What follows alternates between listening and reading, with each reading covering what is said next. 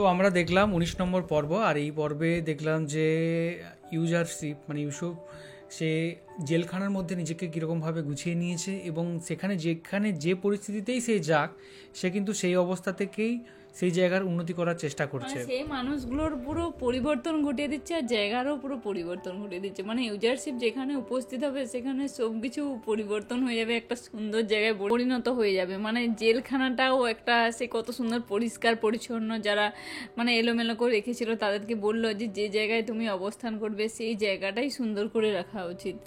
একদমই। তো মা, তোমার কেমন লাগলো? আমার খুব ইউসুফের ব্যবহার বা ইয়া দেখে খুব ভালো লাগলো। মারামারি দেখে খুব কান্না পাচ্ছিল, তার লেগে একটুকুন ডিস্টার্ব হয়েছে নাকি বুঝতে পারিনি।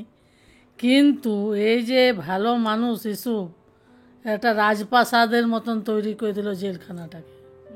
যে নোংরা অপরিষ্কারকে পরিষ্কার করে হাসি খুশি হয়ে সবাইকার সঙ্গে একসাথে যে যাচ্ছে, এটা একটা খুব দেখে খুব ভালো লাগলো, খুব সুন্দর লাগলো।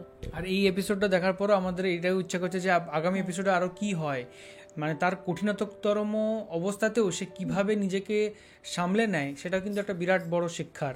মানে এটা আরেকটা জিনিস দেখালো যে ভালো মানুষ যেখানেই যাবে সেখানে যদি কোনো খারাপ মানুষও থাকে তাহলে তাদেরও মন চেঞ্জ হতে বাধ্য।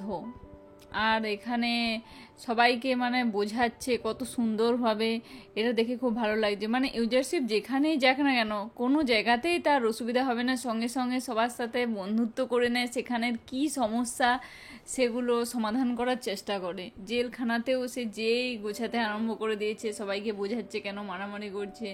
এটা মানে ইউজারশিপকে যত দেখছি ততই অবাক লাগছে। একদম।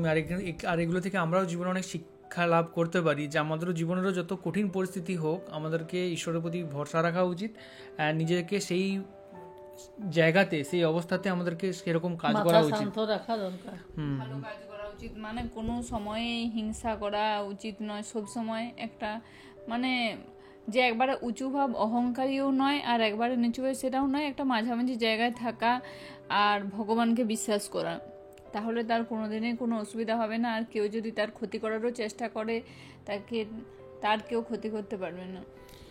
একদম। তো এই ছিল আজকের আমাদের ছোট্ট রিভিউ, আর কেমন লাগলো সেটা অবশ্যই আপনারা কমেন্ট করে জানান। Thank you so much once again আমাদের ভিডিও দেখার জন্য, আর এরকম টাইপের আরও ভিডিওর জন্য অবশ্যই চ্যানেলটা সাবস্ক্রাইব করুন, আর জানান যে আর কোন কোন ভিডিও আপনারা দেখতে চান। তো এখনকার মতো এই পর্যন্তই, দেখা হবে অন্য কোনো ভিডিওতে।